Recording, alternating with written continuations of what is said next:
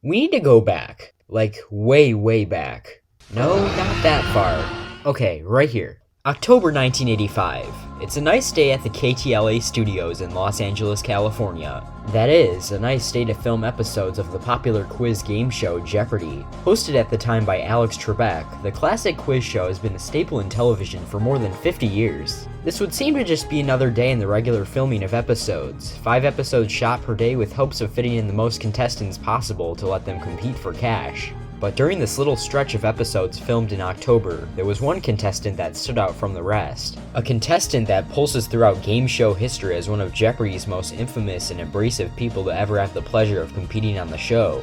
On the surface, Barbara Lowe may seem like your average ordinary game show contestant. Little did us viewers know in front of the television screen that Barbara Lowe, an admittedly bubblier than usual yet competitive Jeopardy whiz, was a fraud this entire time. Barbara Lowe wasn't even her real name, instead an identity used to cover up the misdeeds of her past game show experiences. The identity used to skirt her way onto one of the world's biggest quiz shows without notice. Or at least that was the intent, because Barbara Lowe didn't go unnoticed for long. Once the cracks started to show, Jeopardy knew they had to cover up her entire presence. And thus Barbara Lowe and her entire history on Jeopardy would vanish into thin air almost as quickly as it all happened. To first understand Barbara Lowe, we must understand her lies and deception that led to her downfall from a successful Jeopardy champion to a capital F fraud, and how it led to one of the biggest cover-ups in game show history. We must also understand the mystery and intrigue in recent years surrounding her presence on Jeopardy as a whole.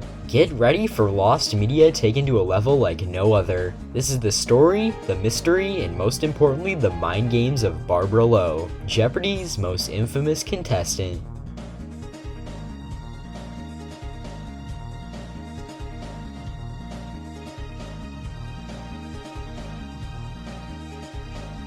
But to understand Barbara Lowe, we must go back to the beginning of it all.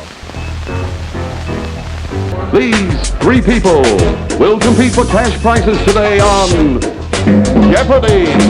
I'm guessing a good majority of the people watching this video right now probably know what the game show Jeopardy is. If you've actively tuned into a television set in the past 50 years, there's a good chance you've seen Jeopardy and have a basic understanding on how it's played. Video games, board games, school games, etc. If there's a game, there's probably a Jeopardy version out there somewhere. Not to mention the various international versions that have kept the show popular in countries outside the United States. Well, you all probably know how Jeopardy works. I'll give you a short rundown for the heck of it. The show pits 3 contestants together to solve various quiz questions in 6 unique categories that change every episode. These 6 categories are situated on a board ranked by cash prizes from $100 to $500. A contestant will pick one question from the board by category and cash value. The quiz question is read, and the first contestant to buzz in their answer and get it right gets the cash and gets to choose the next question.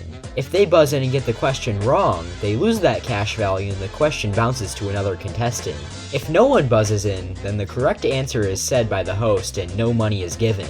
Rinse, repeat. Once the board is empty, a new round is played titled Double Jeopardy, where all of the cash values are doubled. But then comes the granddaddy of all Jeopardy questions, the big one that can create a life or death situation for the contestants. Final Jeopardy, baby. The contestants put their hard-earned cash on the line and wager it for the final prompt of the episode. This one question can be a game-changing gamble for the contestants, usually determining the stakes of who wins that day's episode. There's other small aspects too, like the Daily Double, a question that appears randomly on the board that allows a contestant to wager their money and then lose it because they didn't know what the capital of Bolivia was or something like that. Repeat this formula for over 8,000 episodes in almost 60 years and you got yourself one of the most successful television properties of the past several decades. It doesn't take a genius to tell you why the show is so popular. It's a simple concept that us audiences can easily play along with at home, and if there's one thing that game shows have taught us over the years, it's that simplicity sells. Well, Jeopardy has become iconic and a staple on our televisions everywhere. Another iconic aspect of the show are the many contestants over the years that have broken the show down and picked apart the Jeopardy metagame once and for all. Ken Jennings, Brad Rutter, James Holzhauer. If you even have a slight knowledge on Jeopardy's history, you certainly know at least some of these names and faces. We'll get rid of those scores right now. We will, of course, add them to whatever the... Hey, Brad's score's still on there.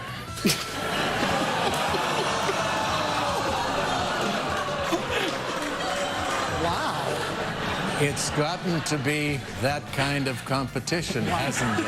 These are contestants that inevitably broke into the Jeopardy history books with their own knowledge and tactics. Barbara Lowe isn't like this, and unlike Jennings, Rudder, and Holzhauer afterwards, Jeopardy wants you to forget her presence on the show ever was a thing. But to understand Barbara Lowe, we must understand why she is literally 1984. We shall prevail. On January 24th, Apple Computer will introduce Macintosh.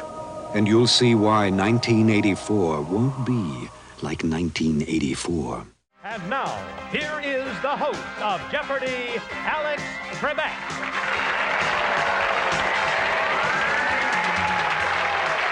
Thank you very much, ladies and gentlemen. On behalf of all of us, welcome to America's favorite answer and question game, Jeopardy. The modern version of Jeopardy we know today premiered on one humble day, September 10th, 1984. While Jeopardy had been going on and off for 2 decades, being hosted by actor Art Fleming, this new syndicated version would be hosted by the ever-so-beloved Alex Trebek.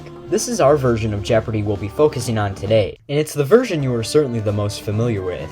While production on the show would be without controversy for the first year or so, this smooth production would not last for very long, because everything was about to end up in jeopardy.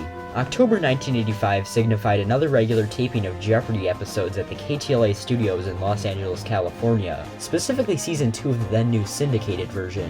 As mentioned earlier, on average, 5 episodes were taped per day, with the episodes being planned to air several months afterwards, give or take. But one contestant stood out from the rest during this short time. A story that blew minds and gave way to the tears of game show enthusiasts everywhere. And that contestant's name was Lionel Goldbart. On the surface, Lionel Goldbart may seem like your average, ordinary man. And that's because Mr. Goldbart was your average, ordinary man. A man who just so happened to win $35,000 on Jeopardy!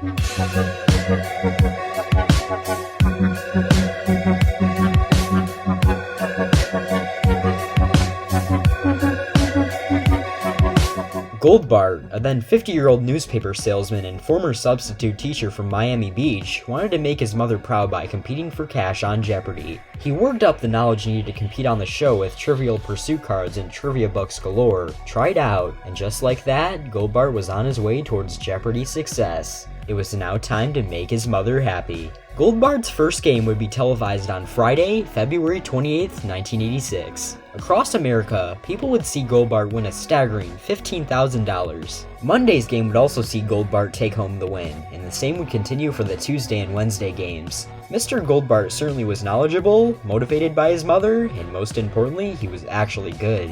Despite his success, Goldbart didn't actually seem to care all that much about his presence on the program. During the practice session, Goldbart was provoked after being asked if he played Trivial Pursuit, quoting himself by saying, "I don't even watch your program, I'm just here to please my mother."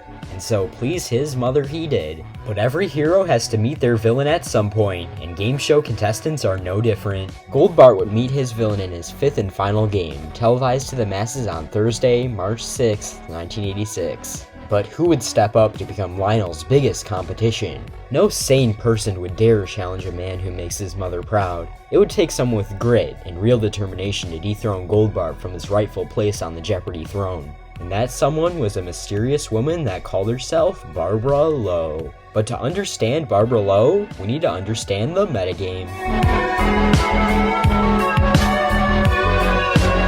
Right off the bat, Barbara Lowe seemed to be a very unique Jeopardy contestant. She didn't seem to have much background info or really anything about her presence on hand at all. Occupations? Nope. Motivations? Nah. Barbara Lowe didn't seem to care all that much about what other people thought about her at all, because at the end of the day, Barbara just had one goal in mind: to win. Barbara Lowe would make her Jeopardy debut on Thursday's show to try and become the contestant to defeat Lionel Goldbart once and for all. And Mr. Goldbart would have to learn the hard way that there was still so much Jeopardy to play. Or he could just simply throw. After all, he had little else to gain. Before 2003, Jeopardy limited all contestants to just 5 games at a time. Not to mention he had already more than achieved his goal of pleasing his mother at that point, and seemed more than pleased with himself and his fantastic performance on the show. After hitting it off with Trebek about his intentions of changing the calendar, Goldbart would look back fairly anticlimactic on his 5th and final Jeopardy game. After that, I had no other motivation except greed, and I'm not into that, so I went into the toilet. I tried to be pure in my intentions. With that being said, Goldbart walked off the Jeopardy stage $34,977 richer and with a one-way ticket to that year's Tournament of Champions, the granddaddy and climax of all Jeopardy events for that year. And most importantly, he made his mother proud. While Goldbart may have won over the heartstrings of those watching at home, the real winner of the game was none other than the fabled Barbara Lowe. An admittedly more quirky and peppy person than your average Jeopardy contestant, Lowe didn't seem to have much of a backstory going for her as mentioned. If only we knew what was really going on inside the mind of Barbara Lowe during her brief extent ruling over America's favorite quiz show. What was the true enigma of Barbara Lowe? To answer this question and more, we need to understand a phenomenon that I like to call Barbara's metagame. We all know what a metagame is. It's the masterful craft of a specific something that leads to plentiful success at the other end. Super Smash Bros. Melee has a metagame. Lost Media has a metagame. Heck, life might just have one big metagame we're all still trying to master. If all of these have metagames, so does your average Jeopardy contestant. Barbara Lowe's just so happens to be very unique both in its concept and execution. While we may never know the true psychology of Barbara, through first-hand accounts and Jeopardy resources, we can get a clear enough picture of how Barbara Lowe's strange actions led to her 5-day success on the show. We can also find out how this all came crashing down on her when she was found out to be a secretive fraud. So, what are the fundamentals of Barbara's metagame? First, let's establish how fierce Barbara Lowe was when it came to keeping herself on top of everyone else, even if that meant bending the rulebooks to favor her own gameplay. Lowe was very unique in the fact that she was one of the only Jeopardy contestants ever to be publicly considered an actual hindrance to both the other contestants and the host. From her first game to her very last, it was quite clear that Barbara Lowe wasn't your ordinary Jeopardy contestant. Barbara was clearly capable of playing the psyche of anyone who was tuned into her like a worthless toy, even if it meant that she had to break the very fabric of what was considered morally right on Jeopardy itself. Let's take a few examples of how this staple was implemented into Barbara's metagame and see how it worked in the name of fraudulent winning. One of Barbara Lowe's most infamous moments during her time on Jeopardy involved an altercation of words between her and the host, Alex Trebek. The clue had to do with the defense of Clarence Darrow for 2 college students charged with the murder of Bobby Franks. Barbara's response was, who were Leopold and Lieb, a clear mispronunciation of the actual correct answer of Loeb. While Barbara was not given the money for her incorrect response, little did Trebek or anyone else really know that they just ignited the spark in Barbara's mind that created a shockwave of thoughts that no other Jeopardy contestant would dare to make a reality. Any contestant who has ever competed on Jeopardy knows that any gripes and objections they have with questions they get wrong are to be saved for the commercial break and not to be dealt with live on the air. Not only is this implemented to not start a quarrel while filming, but for the slight chance that there is a mistake in the question, the opportunity to potentially reverse a ruling. But as we established, Barbara Lowe isn't afraid to break written rules, even on America's biggest game show. Barbara wants blood. Lowe would respond back with an objection of her own, infamously making the argument on air that Lieb was just the German pronunciation of Loeb. Trebek could now go down one of 2 paths. He could have argued with her right on the show about how she was in fact wrong in her response, or simply give her the cash and move on. Not wanting to escalate things into what could have been the next game show scandal, Trebek of course went down the second path. While this incident may seem small in retrospect, it shows that Barbara's hard-knock way of dealing with her incorrect knowledge could strike fear into the soul of Jeopardy itself. And most importantly, it could work out in her favor. Barbara Lowe, not wanting to go down without a fight, was seemingly immune to the dangers that she could cause to Jeopardy and her own reputation. But do we really think one bit that Lowe cared about what the host and the other contestants thought of her? Because all she cared about was the fact that her admittedly immoral tactics were leading to the pot of gold at the end of the Jeopardy rainbow. And what's more immoral than her own annoyance?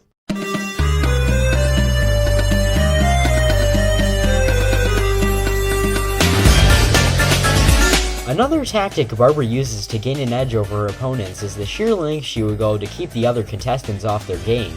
Fidgeting, random clapping, intrusive laughter. It's no secret that Barbara Lowe is a lot more of a flat-out annoyance on the stage than your average Jeopardy contestant. But this was just another tool used in the huge arsenal of Barbara's metagame to keep the other contestants distracted and off their game. Whether it was waving to her cat at home, or as I quote from this newspaper, being so bubbly that you could almost hear her fizz, Barbara certainly was quite a lot to handle. Even in the 1-minute clip I've been using throughout this video, you can see that Barbara isn't as calm as you might expect. It all starts with the joke by Alex that Barbara would not be a good poker player due to her betting strategy on Final Jeopardy, with her infectious laughter prompting the audience to get a good chuckle out of the ordeal as well. We move to Barbara Lowe. Barbara Lowe would not be a good poker player, ladies and gentlemen. She was leading with 2,800. Once this quick bit is over, her answer to Final Jeopardy is presented. She gets it correct, followed up by a small burst of quirky applause that Barbara consistently delivers on. But the real kicker, and what I consider to be the key to Barbara's metagame, is what comes afterwards. She will remain Jeopardy champion. How much did she risk? 1601.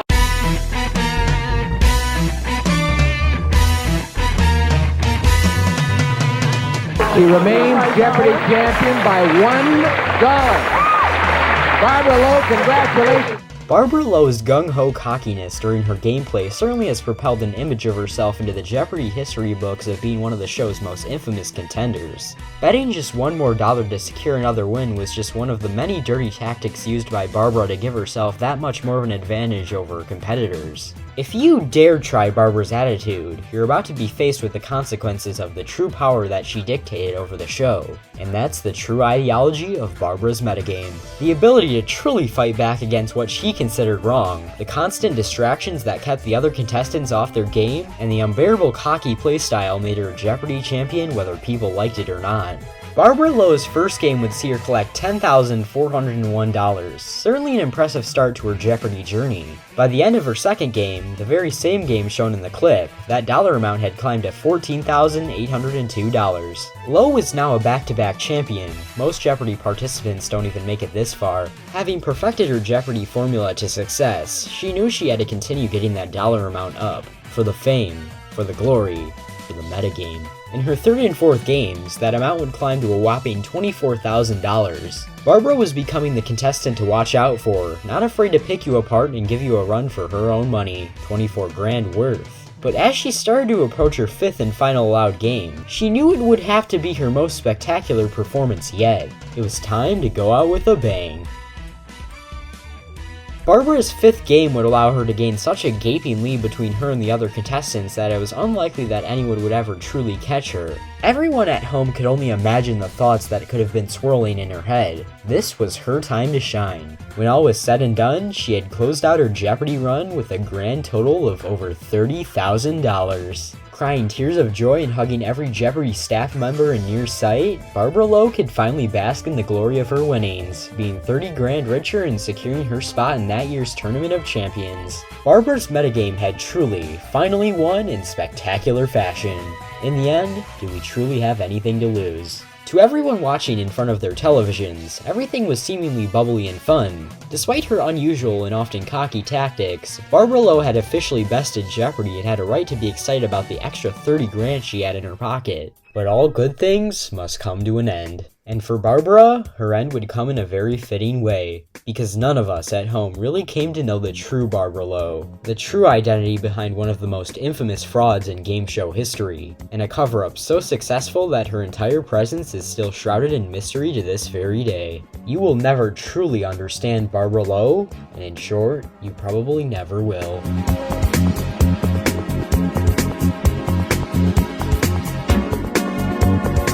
We need to go back. Like, way back. No, further. Okay, right here. It's the late 1950s. Quiz shows and game shows in general are steadily gaining popularity on the three major networks as television as a whole gains traction as a viable medium. Shows like 21, Dotto, The $64,000 Question, and The Big Surprise were popular question and answer shows that were easy to watch and play along with at home. But no one watching really knew of the scandal that was quickly unfolding right in front of our very eyes. It started with a few scattered whistleblower contestants, who alleged that the producers of these shows were rigging and fixing these shows to allow for specific outcomes that boosted viewership and ratings. While these claims may have seemed small at first, they quickly grew, and soon enough the entire game show industry was swallowed into scandal and accusations of cheating and fixing. Several court battles were fought, eventually coming to a climax in 1960 when a bill was passed that prohibited the fixing and rigging of game shows. The majority of shows affected were off the air by the end of the decade. Some contestants' reputations were completely ruined, and it's a miracle that the game show genre even survived afterwards. Jeopardy was a quiz show born out of the spite of the scandals that had plagued the genre in the decade before its premiere.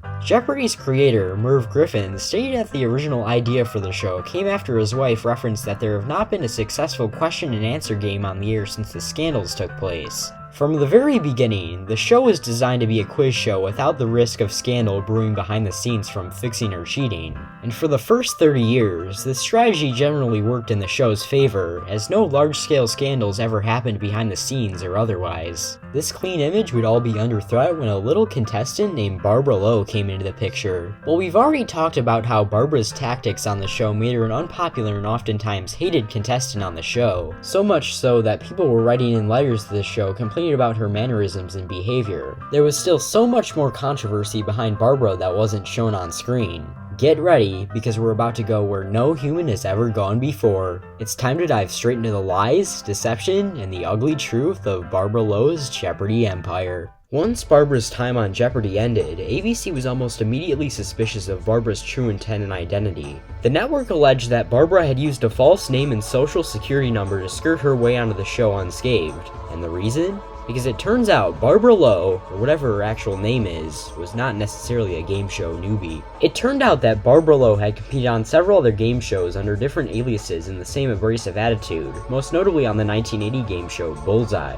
According to the book Jeopardy, a revealing look inside TV's top quiz show, she apparently was the highest earning contestant ever to compete on Bullseye. It was also speculated that she was on other popular game shows such as Sale of the Century and even Who Wants to Be a Millionaire. Interestingly, for the purposes of our video, the claim of Barbara actually appearing on Millionaire comes from a game show profile for a contestant named Barbara Volek, who won $32,000 on the show. If you put our Barbara side by side with this Barbara, the resemblance is certainly there and it's kinda uncanny. Could this be the fabled Barbara Lowe? There's certainly a chance. Besides the point, ABC's compliance and practices require one contestant to compete in no more than 2 game shows over a span of 5 years, another grounded rule which Barbara would have obviously broken. This seemed to be the straw that broke the camel's back, as combined with all of the backlash surrounding her run on Jeopardy, ABC probably wasn't willing to put 30 grand into the pocket of a scamming liar. And so Barbara's fate seemed to be determined. ABC would withhold all of the winnings earned by Barbara Lowe on Jeopardy. All 30,000 gone, just like that, with the snap of some higher-up's fingers. But did you really think that Barbara Lowe of all people was going to accept the fact that her $30,000 would be gone within an instant? Oh no no no. As always, Barbara Lowe was going to fight back.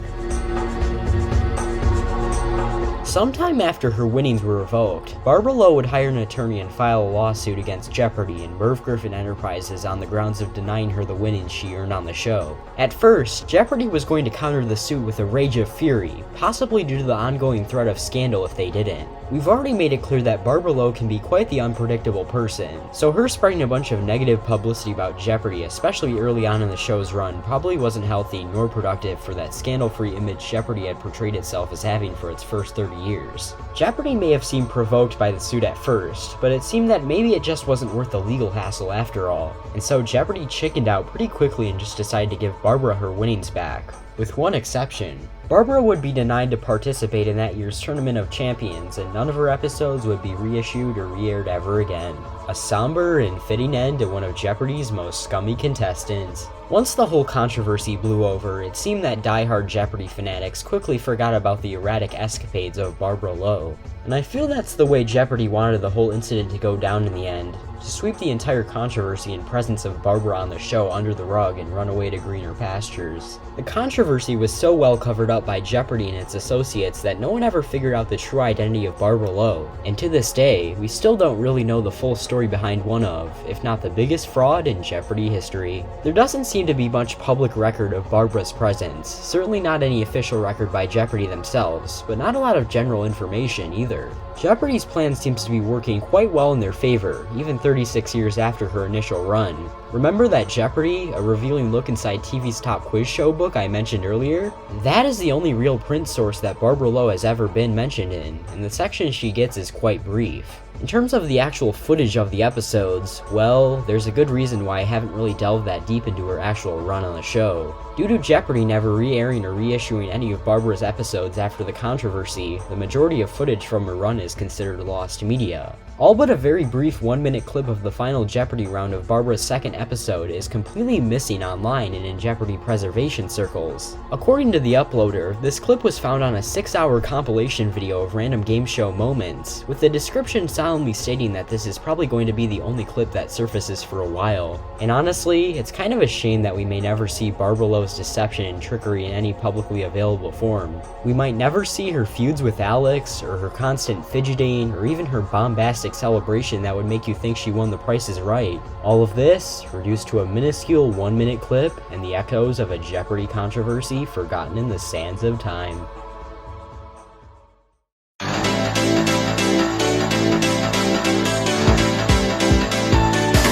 When you search up Barbara Lowe Jeopardy on the internet today, you'll see many posts on forum boards and subreddits asking and trying to put together the broken pieces of whatever happened to the infamous Barbara Lowe of Jeopardy fame. From Jeopardy fanatics to lost media enthusiasts, people like you and me are asking the same unanswered questions about a long-forgotten game show controversy that we have been asking for the past half hour. Out of all of the who is questions that have been asked on Jeopardy over the years, one of them has remained prevalent online over the past few years. Who is Barbara Lowe? Is she Barbara Volek, the Barbara Lowe-looking contestant from Who Wants to Be a Millionaire that we briefly went over earlier? Is she this unidentified woman from this short Jeopardy newsreel from 1987 that also resembles her? Chris Wanigat, a self-professed game show enthusiast, as well as a good majority of the people I asked, seem to be convinced so. The harsh truth is that unless we get any official confirmation from official Jeopardy source, we may never know exactly who the true Barbara Lowe is under that disguise of a multi-talented game show aficionado. Jeopardy has just buried the mystery too deep to allow us people on the outside to ever truly get a glance at one of the show's most scummy contestants. But what isn't buried are the bits and pieces of an interesting game show scandal that could have been. The story of a contestant so hated and infamous that the show kept her presence hidden for decades. So when we ask the question of who is Barbara Lowe, maybe we should start asking ourselves who was Barbara Lowe? Because on that fabled day at the KTLA studios in October 1985, Barbara Lowe was establishing herself as Jeopardy's most infamous contestant of all time. This has been BrayBray, thanks for watching, and remember that Buff Yoshi is forever supreme.